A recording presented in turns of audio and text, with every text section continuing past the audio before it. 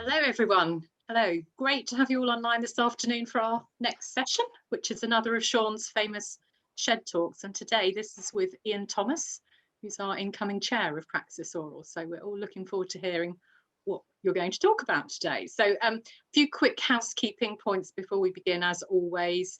You'll see that we've got participant video and sound disabled, but of course the whole point of SHED talks is that you actually get to ask some questions. So do use the chat function to log anything you'd like us to ask.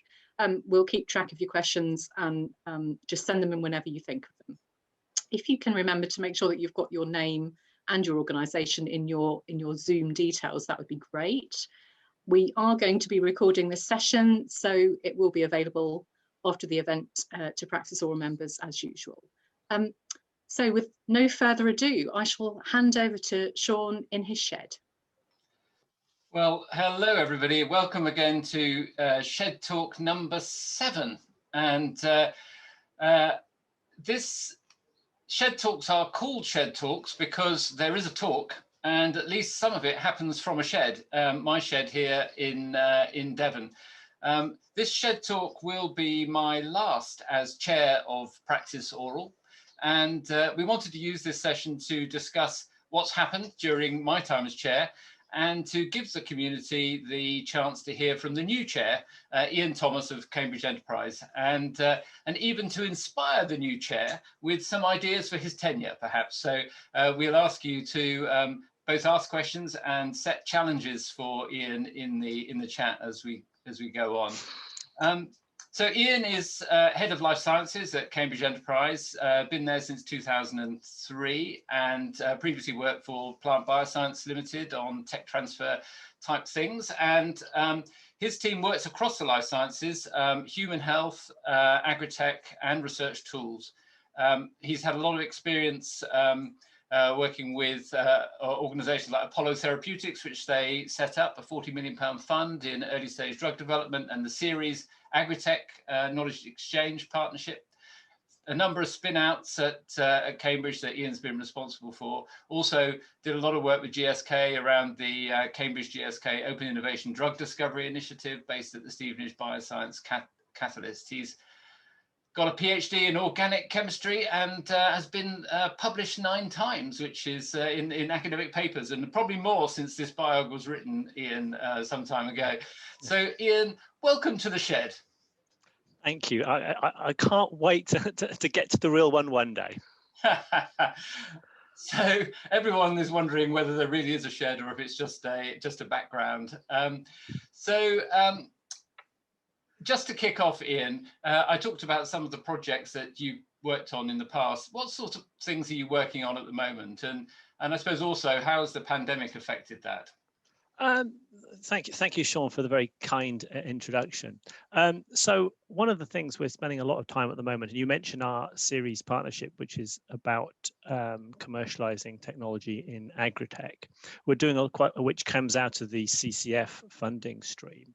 Clearly, with that coming to an end formally in 2021, and we from an original funding stream, we don't want what has been a very successful endeavour to come to close. So we're currently working on getting in new funding streams for that, and ultimately we're trying to do that in a way that segues us to eventually, not next year, but eventually not being dependent on streams of money from government.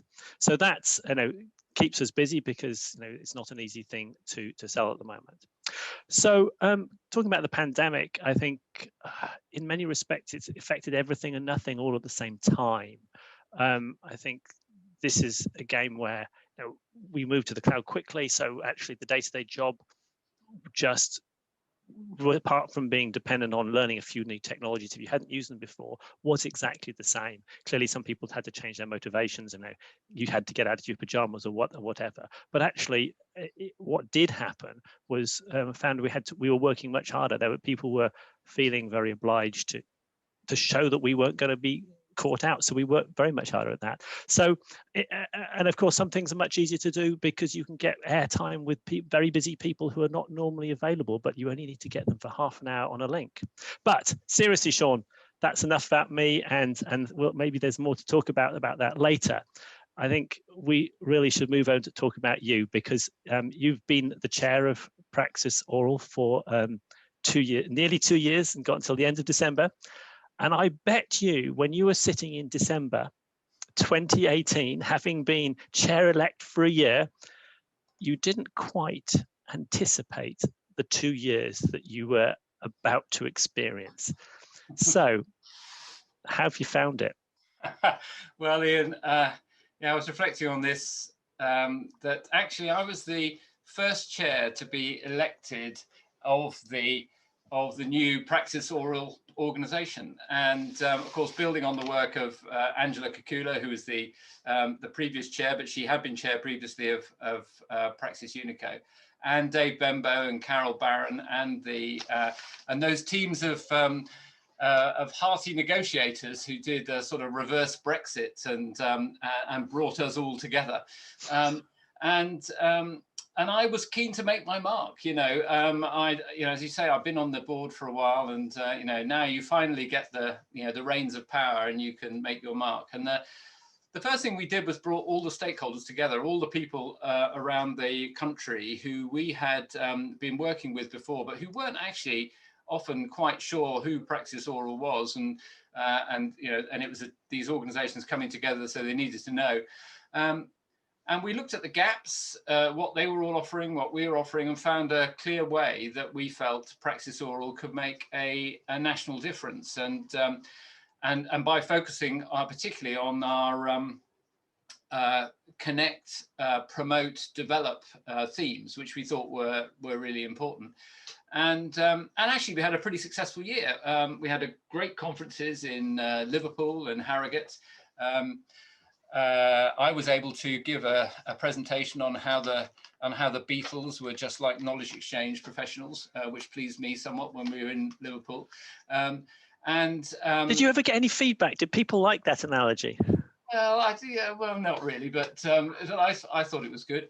And I did make the terrible mistake in Harrogate of doing a speech about which was about deep time in geology, the KT boundary, and I did make the mistake of asking if there were any geologists in the house, and it turned out there were some, so that was quite worrying. So successful year, these great conferences. We even made a surplus, and that's really important when you're chair, because you have an annual grilling at the annual general meeting by David Secker, and we managed to pass that. I managed, and I was very proud to represent Praxis Oral in Beijing, Rome, and Texas during that first year, which was great. And it really counts for something when you can say, when you're in that kind of community, you can say that you represent 5,000 people, and even the people from Autumn in the US only think they represent 3,000. So actually, it's very impressive. Everyone recognized that the UK was kind of leading the way in knowledge exchange, really, and so that was all fine. And but really, that was just benefiting from the hard work of all my predecessors. You don't get to a year like that without just suddenly happening. All the predecessors had made that possible. 2020 was really going to be the year when I'd make my mark. That was going to be the key thing, and we all know how that turned out. Traveling around the world, I take it. Yeah, exactly.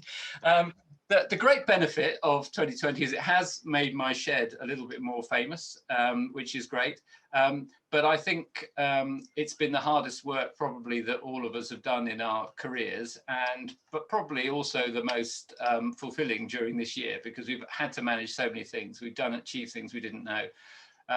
Pretty demanding as chair. I think I'd thought, if you became a chair, everyone runs about and does things for you, and it turns out that's, I'm sorry to say, Ian, isn't always what's going to happen in this situation.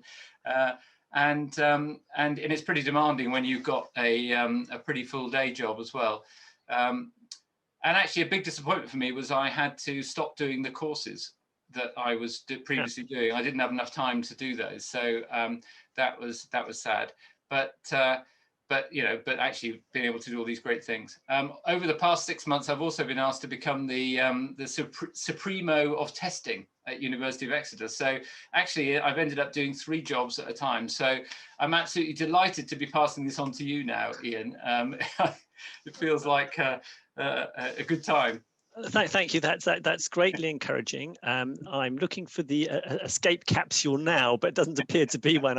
We've set sail. We've certainly set sail. So clearly done a huge amount. Not quite as anticipated, but I think it talks a lot to how the sector we're in has always got to adapt to new circumstances, and I think the sector has done spectacularly well at it. But I mean, you made light of a lot of that activity. And I think you've been the face of Praxis Oral, and a fantastic face of that for these 2 years, and it's been more important than ever in year 2020. But behind the sort of changes and those activities which are about dealing with what 2020 has shown us, we've kept on doing stuff. So I'd be really interested in your perceptions of what do you think has been achieved by this organization during your time in office beyond things COVID? Yeah, I think it's quite easy to lose sight of the fact that we are an organisation with 5,000 members, and part of the role of Praxis Oral is to maintain that community. It's not a community that necessarily maintains itself. People work in their own offices, they work in their regions, but they don't naturally necessarily coalesce around a national body, and so we have to work quite hard at that. And I think we have maintained and strengthened that community over time. So I think that's an important achievement. There's the basic thing that we always did well, but which we're continuing to do, which is training 600 people a year, and that's not to be sniffed at. But there were some particular things that came up during this couple of years, which I think have been good. The first thing was the development of the Concordat, which we were heavily involved with. Tony Raven and I were on the working group for that, and actually most of the words in that were written by knowledge exchange professionals. So that is good, because I think they understood our needs, and that will help us to sort of position ourselves as important players in our organizations. We also globally helped, well, in fact, in the end, did the work on defining the profession. What is this group of people? And actually made it possible for the Americans particularly to understand that knowledge exchange wasn't just a fancy way of describing tech transfer. It is a bigger set of things and a bigger set of collaborations. And I think that has now been accepted around the world, that that's what we are doing. And I think that was important, and Praxis Oral led the way on that. I touched on the stakeholder engagement. Can I pick you up on that, Sean? I think it's a really important point.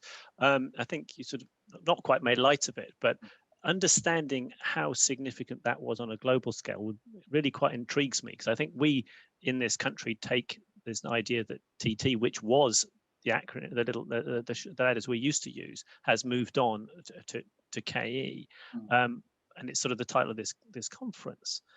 But seems like we're just used to it. But what's the perspective internationally? It's remarkable when you have meetings with people internationally, how hard it is to get across how interconnected these things are, whether you're talking about long-term collaborative partnerships, whether you're talking about training and education partnerships, whether you're talking about commercial activity, or whether it's building networks and partnership activities and marketing. Actually, they often just don't consider this to be part of the whole piece. But of course, if you don't do those things, you can't make the thing work overall. So it has been striking, and particularly the international associations which are just forming, they kind of have a choice as to whether they go with the kind of traditional route, it's all about the commercialization, or whether they go for this broader conception of what we do. And by and large, those associations are now adopting that broader approach. So I think that was important, and there's a sense of relief. You go to a place and put up a slide that says this is what the profession is. They think, oh, thank God for that. We thought it was all about this other commercial stuff, and we couldn't see how we could really make it work. So actually, you know, we may have done a service to everybody around the world on that one. So yeah, I mean, it feels straightforward to us, but actually it's quite important internationally, I think. Yeah, no, I don't underestimate it, I think, is the message. So what else? I think the stakeholder engagement I touched on earlier, which I think, you know, we hadn't really done before. We had these stakeholders, but we never really brought them together on all of this. Actually, that has led to a pretty strong list of sponsors for Praxis Oral now. So we can go out to conferences, established conferences like this, and find that we do have people willing to sponsor us. And I'd like to thank JISC again for supporting this KE Matters conference this week, because it's great. It comes out of a relationship and then leads to sponsorship.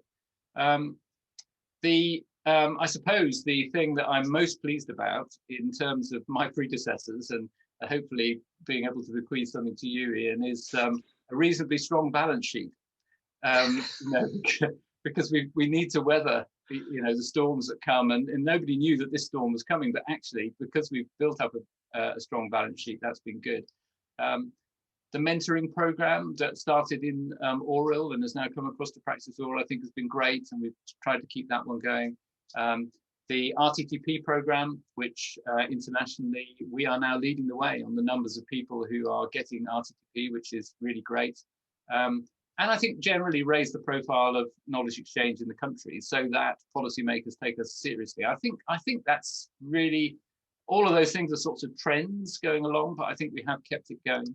And then we have been able to tackle, we had one issue where we had a new league table developed in spin out exits, which none of us were very happy with when it came out, and working with the provider, it actually helped them to develop a new league table, which actually it still has the same kind of league. Sean, we've lost you. Oh, sorry. You're back. Sorry. I was saying that we managed to persuade this league table producer that they needed to think again about how they were going about their league table, and they have done that. And now we have a new league table with much more positive information about the university sector. Are you still hearing me, Iain, or am I? I certainly am. You're not talking. You're at least not talking to this void. Right. Okay.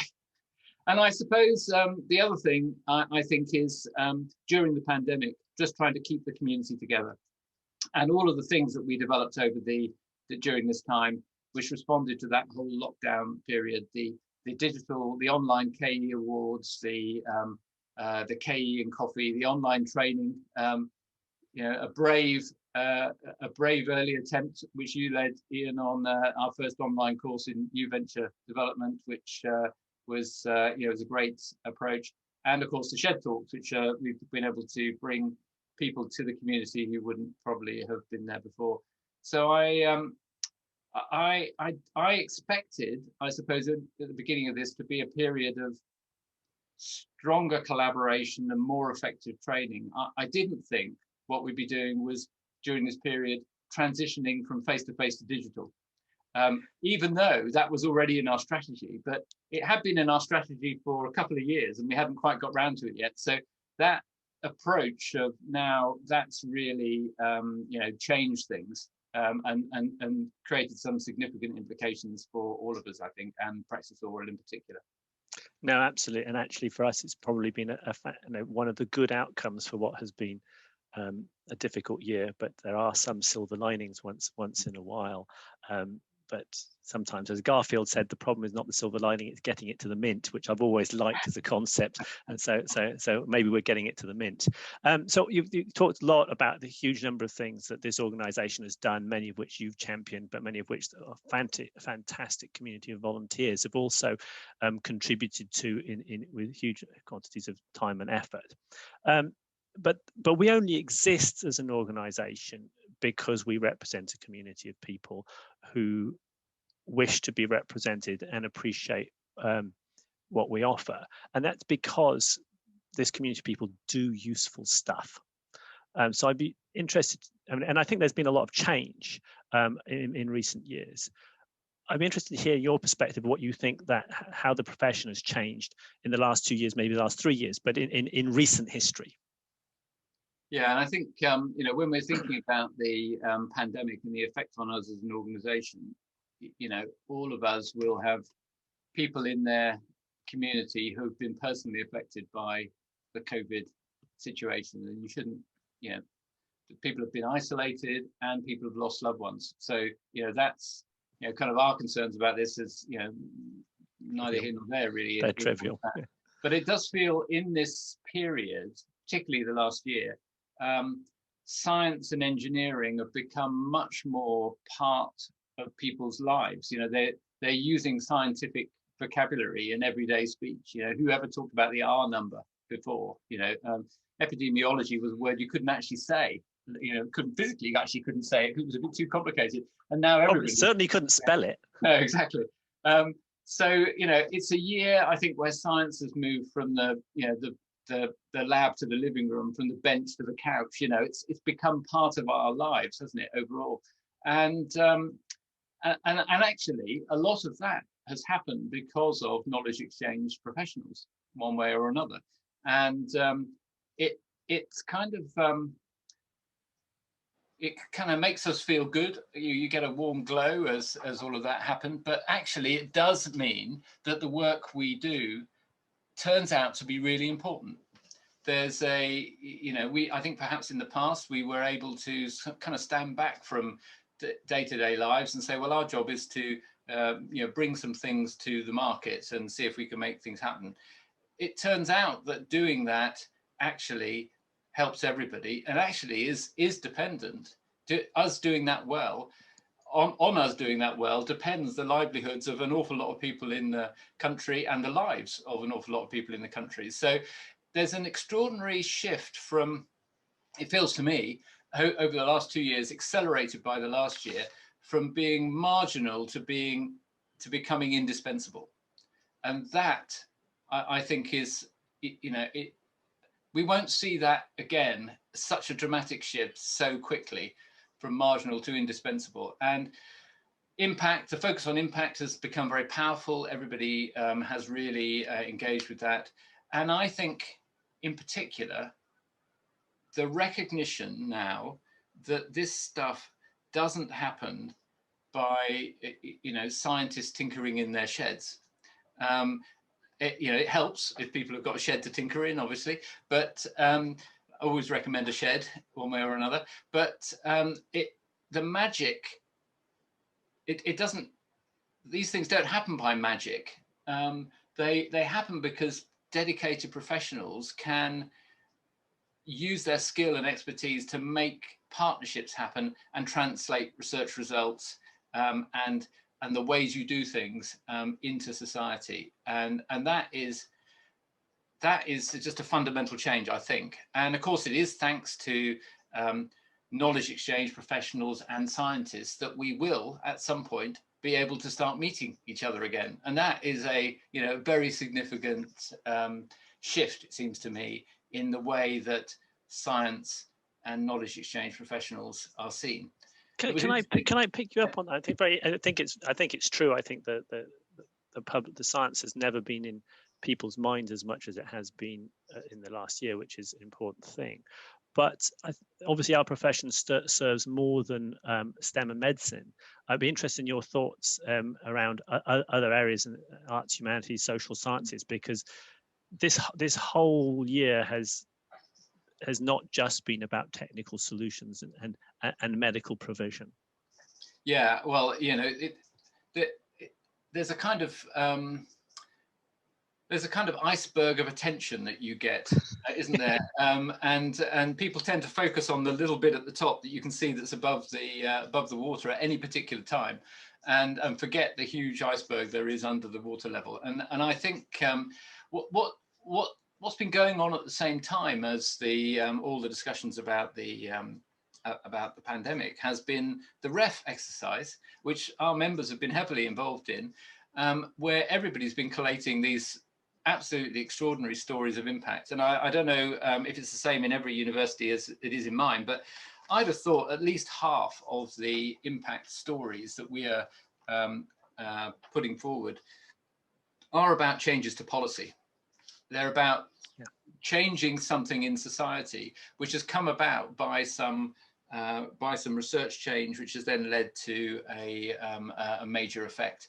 And I think that's really crucial. And some of the and of course, if you think about humanities, a lot of the we do a lot in my university on heritage support, for example, and all of those heritage organisations have been closed. But my team has been working with those organisations to raise money for them to keep them going. And that's the contribution that we've been making to that, to that part of our landscape. And that'll be happening to places all around the country. Yeah, no, absolutely. Fantastically important stuff.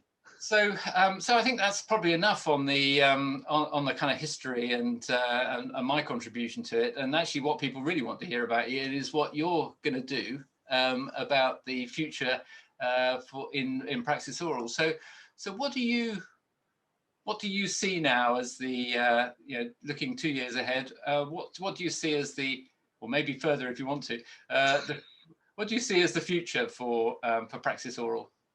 I think there's lots of things that we're going to contribute to our future, but I think we should always remember that one of the most important things we do, and you mentioned, is we train hundreds of people per year. And it's very clear that our existing model is going to be challenging for a while, because we've traditionally done it in residential format. People have enjoyed that. But I think we've got to not only respond to that, but recognize that as we move to a blended training model of in-person eventually, but a lot more online, that brings some real benefits. So we can actually bring down the costs of training for people, because it's accommodation and travel adds a lot. The venue hire adds a lot. So I think we can make accommodation training much more accessible, purely from a financial budgetary point of view. But I also think, and that's sort of very technical, but I also think the new formats that are available to us allow us to make accessing that training much easier. We can start presenting pieces in small nuggets at a time. You don't have to go to a course and do 1 day, whole day, 2 whole days, 3 days, which has its merits. But I think we can, some of the training people will really benefit from seeing little bits at a time, doing an hour here or going to a webinar here. And I think that is going to revolutionize who we can support, how we can serve them. And I think it's going to be more members of the profession become yet better trained and better able to do that.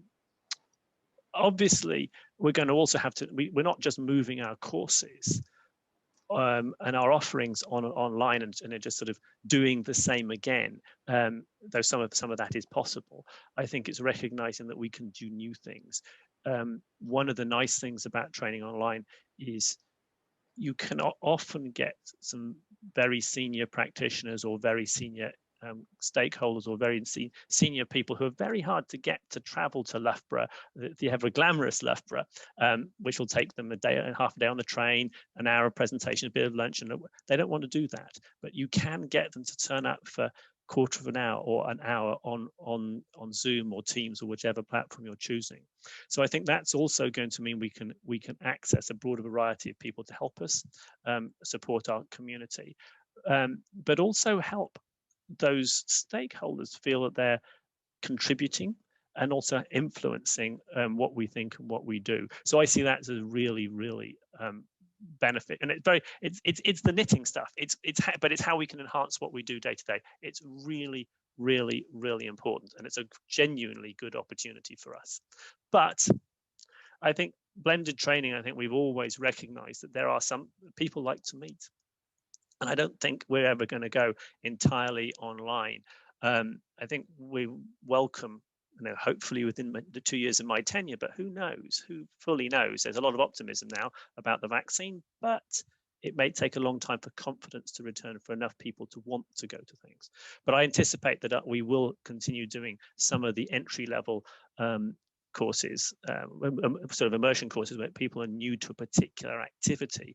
We anticipate doing those in person because it helps a load of people who've never been in the profession before have a lot of experience, a lot of networking, a lot of discussion, a lot of problem solving in a way that the online platforms are less able to provide, and it makes people feel at home. I think that's a really important piece for it. We should never forget that this is a contact sport.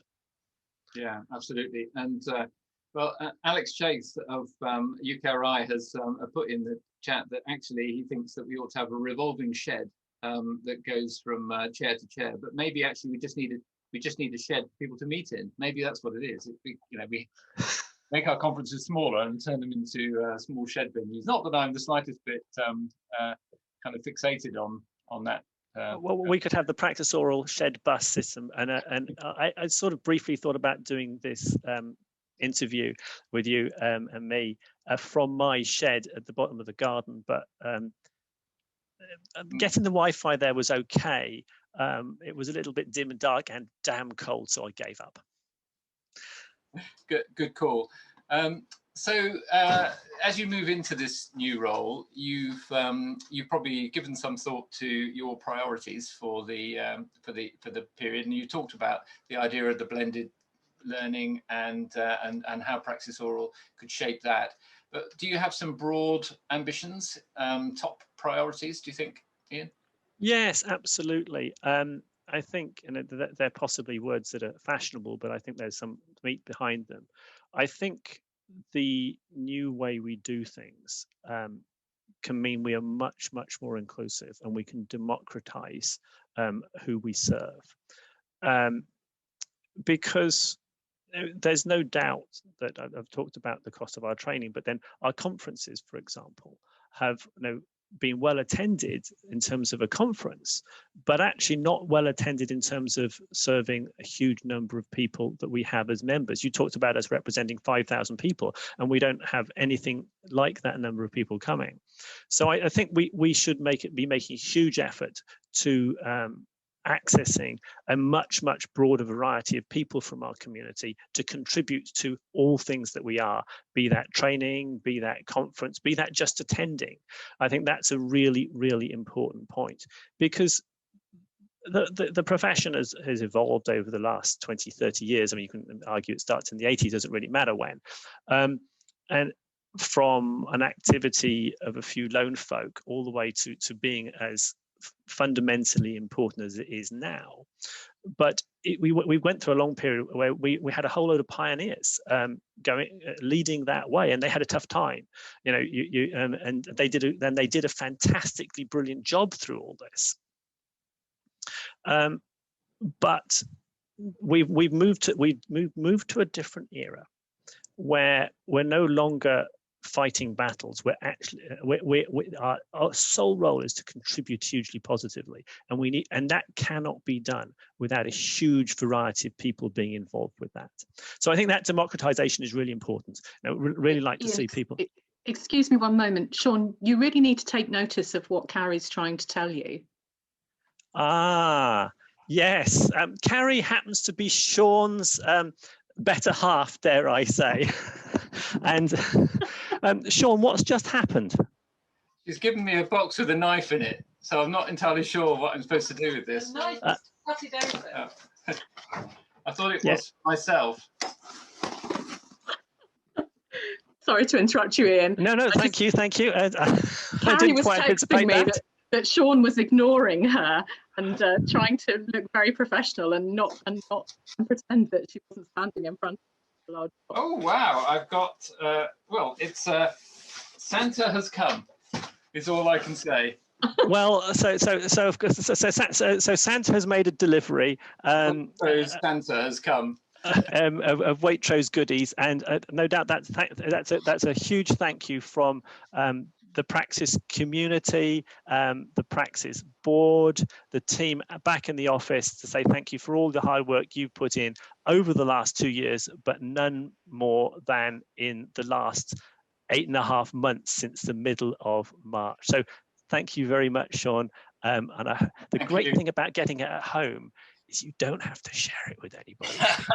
Well, no, but I think Carrie has her eye on the chocolates already. Don't wish to enter into a domestic debate at this point. It's not my strong point resolving those things. So yes, thank you very much, Sean. Thank you, Sean. I'm gonna stop my video and let you carry on now. But yes, I'm adding my thanks too.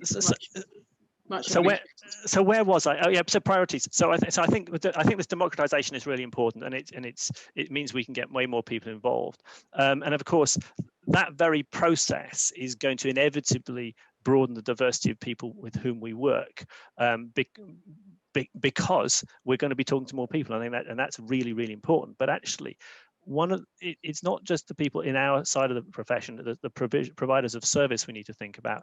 We also need to help make sure that we serve a greater diversity of the creators of the assets which we trade or work with or support leave our institutions. I mean, there's no doubt there's a little bit of data out there which shows that it's still not as easy and it's not as accessible to do this kind of thing if you're not a white gentleman. And we only looked at the data around how we were serving our community with series yesterday, and we're quite at one of our investment meetings, and we're very proud of what our data says, but it still ain't good enough. So I think that we've got to attack that problem both actively and passively. But I think that's a really important part of the agenda. But I think you do it through democratization. I think that's absolutely critical. So the other part of it is also keen to make sure that we not only do we offer modular training that is valuable to people, but it's also valuable to offices, heads of team, heads of office, so they can start to map much more precisely how they wish to support the career development and of their colleagues. And it's not just professional development. Ultimately, if you do all this really well, we all perform our jobs hugely better, and that is about impact in whatever form that takes, off the back of fundamentally the public purse that's funded much of the work we've done. And I think what's helpful about that, of course, we're going to fit that into the CEF or the Concordat systems. That's clearly a just obvious thing to do, but there's that very work that around both of those pieces of output from government that have ultimately we contributed to give us a framework and thought pattern that legitimizes what we do, helps us do it in a very constructive and positive way. So it's all about us doing our job better. And it is to some extent about sticking to that knitting as we go through the digital transition, which is actually quite a lot of fun, but it's not trivial. Yeah, it's not trivial. It sounds easy enough to say, doesn't it? It's easy to say, not so easy to do, at least. And what about leaders, people who have the job of kind of managing that as we move into a more core activity, if you like? How do you want to support people who are knowledge exchange leaders? I suppose the current generation and the next, I suppose. Yeah, no, I think that's a very important question, because it is true that traditionally we've been much better at supporting the entrance into this profession more than people, and let people move through their career through experience. But we're clearly a much more mature sector now, and that means that when we have a lot of people who've been long in the community, they have developed a lot of skills, but they're demanding or seeking out training. So we are developing a whole load of offerings that will serve those members of the community. They are going to take different formats, in forms of workshops or master classes, and they lend themselves to this sort of bite-sized, an hour here or 2 hours there, or maybe a morning, but a morning that only took a morning out of your working week. So it's a providing offering that is both content and provider that gives significant advanced perspective and an opportunity to discuss, but in a time efficient fashion. And it goes back to that thing I said at the beginning. We can now get some really difficult to get hold of people and say, can you help for an hour? And then when you start talking to these people and asking, they're saying yes. So I think that is where we can really help the sort of coming up, the new generation of senior people within the community hugely well. And I hope people engage with that. And not only do the ideas come from the professional development committee at Praxis, they come from you, the community. So if you've got things that you'd like to see, or you don't like what you see, just tell us. I know this is all good feedback. You might find if you recommend it, we might ask you to help develop it, and that's how the Praxis community's worked. But we absolutely want to put these things on which help senior people. There's no doubt about that. Yeah. Well, thanks, Iain, and that's a good cue for people to remind people that if they've got ideas for Iain that they haven't heard Iain say and they'd like him to do those things, then you can put it in the chat, and he will be bound to follow through on that. Yes, so definitely. There's been a question from Adam Stoughton from Oxford on that international piece, and how we're all now offering online or developing online offerings and making them available. And whereas previously people have been kind of within their country jurisdiction, if you like, and we've been working very closely with them, because lots of things we can learn from the Americans or the Australians or the South Africans or the Europeans.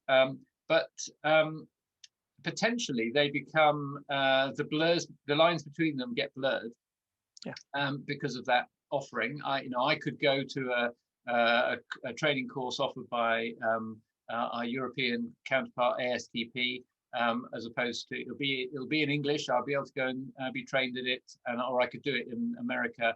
How do you think that will affect our development in the future? That whole international, is it a blurring? Are there some people who are better at something than others, or what do you think? Well, there's no doubt that everything has become more accessible to everybody. So that's inevitably competition, and I don't think that's just going to happen. And I don't think we should be terribly scared by that. We should absolutely be aware of what's out there. But I think we should see that as spurring on our quality, because I think we have a few unique selling points and that we should capitalize on. One is the fact that all of our courses are presented by active current day practitioners who can tell real war stories, can talk from experience, can talk from their mistakes more than their successes. Again, sadly, things like this, we do talk about our successes, but the mistakes is where most of us have learned most things. So I think there's quality we can do that. And I think that one of the advantages that we do have is that the KE community, as we started this conversation about 25 minutes ago, 40 minutes ago, the KE community as a whole is significantly advanced compared to many places in the world. Now, that doesn't mean it'll be like that forever, but I think we can capitalize on that and talk about the way we've integrated ourselves into all sorts of things that relate to policy from government and to the way we're seen within our own universities. And I think that has some significant value.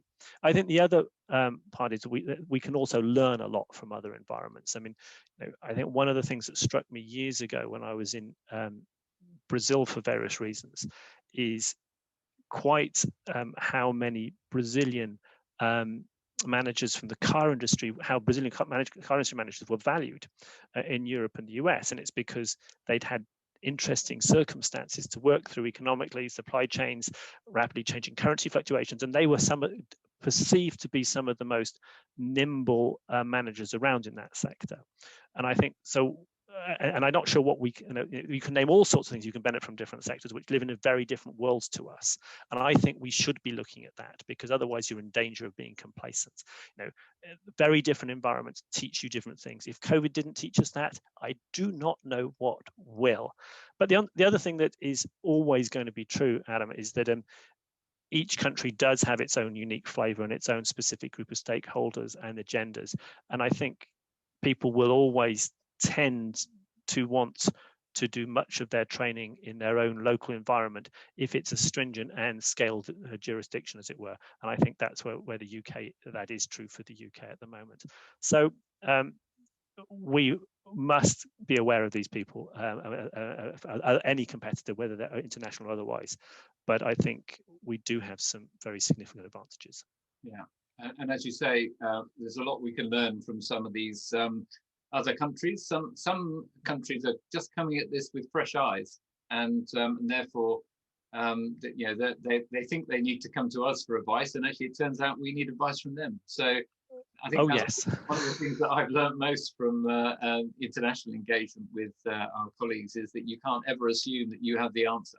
I know, and I've run in, over the years, a couple of sessions at Autumn, which is the US organization equivalent to Praxis and their conference, and we've been required to get international members in, and it's embarrassing to say what I've learned from that, but you talk to people from Israel, South Africa, France, United States, and it's eye-opening. It's really helpful. It's really helpful.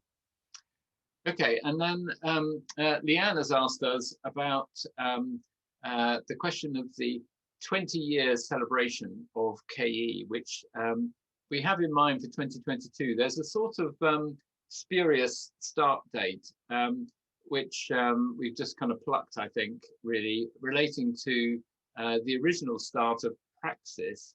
But of course, we also had UDIL, the University Directors of Industrial Liaison Organization. We had a bit of unfortunately named. We had Oral and also Praxis, which have lasted for were in place for and Unico and Unico, of course. Sorry, Unico is what I meant to say rather than Praxis. And Unico, which has been there for some time. So, but let's the idea of having a celebratory year, because it's 20 years of coming to maturity, if you like, seems like a good one. And we could make a song and dance about the things that have been achieved. So it's a question really for both of us. What would we like to see as part of that 20-year celebration in 2022? And I think the first thing I would say is just getting out and meeting each other again would be nice. If we could get that into 2022, that would be great. What do you think, Iain? Yeah, so again, and of course, 2022 falls under my remit, my responsibility. Yeah. So first, I recall when we did the 10-year in 2010, and we sort of got we had an event down in Parliament, and we had some nice people speaking at that, and I think that started to talk to the beginnings of us being recognised at scale and the importance of this activity. I think in 2022. Rather than being sort of a private event, where we were recognised by just people that were close to the sphere of what we do, I would like to get us, and again, I do not have a specific answer to this, but I'd like us to get us into a forum where in fact we're visible to people who wouldn't normally think about Praxis Oral, but actually will think about the outputs and are really excited by the outputs of what our community do. And where our community feel proud, where our stakeholders feel justified for having supporters, but where lots of other people come in and see it and go, what, you lot did that? You were critical to that?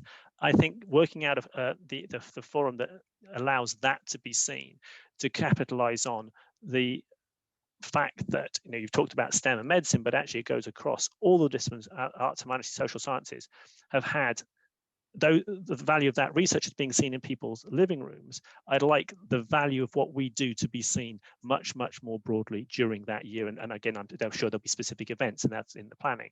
But I think that's the piece we want to tell. We want to walk away from 2002. We started up supporting a community that was not embattled, but not fully recognized. 2010, our stakeholders knew about it. 2022. The public know about us and value what we do. Universities are not just about educating their kids and doing bits of quirky research, but they're actually about making the world a better place, be it the UK, be it their own local street, or be it globally. So I think that's the story I would like us to tell. That would be a great story to hear, I think. And I'd like to end then. We're coming towards the end of our time. You're well known for sometimes when we have board meetings, you call us from up a mountain somewhere, Sean, can I before we wrap up, can I just do a bit of a shameless plug for our leadership course? if you don't mind. So, so one of the things I have noticed is that quite a lot of people have been retiring lately, including, I dare I say, my boss. I don't have a boss. I mean, mentally, no one. I don't believe in bosses. I'm no one's boss at all. But Tony Raven's retiring. James from Birmingham's retiring. Tom Hockaday, a few years retired. Quite a lot of our community have retired or moved on, and you know, lots of people need to step up to that plate, and there are lots and lots of things to do. And so Praxis has recognised that, you know, there's a lot of tacit knowledge, a lot of explicit knowledge, a lot of things that need to be known, or or ways to act that would help new leaders. So we have actually put together a leadership course explicitly aimed at up and coming leaders that will be advertised. It's on the website now, but it was going out in April. Well, it spans over 2 bits, April and June, with a catch up in May. But would thoroughly recommend that people who want to think about taking significant leadership roles in this sector to think about going on that course. Of course, it helps. It's an offering of Praxis Oral, but actually, it's important because it's actually about us looking to that future. And you know what? You may be doing this job in 2 years' time. Sorry to be so shameless about that, but I think it's actually a really important piece about the future, growing the leadership community. Absolutely, and Maxine has put the reference to that in the chat, so people can link. Thank you, Maxine. The on-site thing. And so just to come back to my question, which is about your adventurous activities that you do when you're not doing Praxis Oral. How are you going to fit in the time to do all this, you know, paragliding and mountain climbing and things that you do in your spare time with this new role? Well, because I am going to continue working from home, which is, from a time point of view, is deeply efficient. I think it's one of those things where you make time for the things you want to do, and I'm quite, as my team know, I sometimes put some early mornings in, some late evenings in, but I'm moderately ruthless about my weekends. Clearly a deal's got to be done, you work on the weekend, that's just the job, but actually moderately ruthless about that, and I don't intend to stop.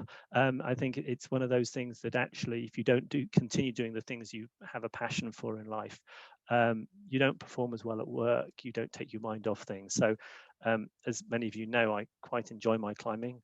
I still try to get up some good bouldering stuff, just achieved a V5, which I was quite chuffed at.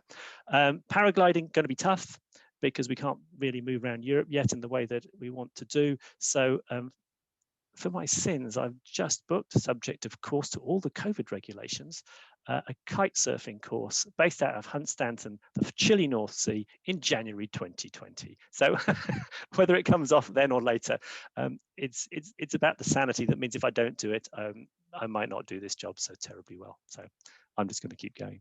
Great, Ian. I wouldn't wish sunny honey on anybody at that time of year.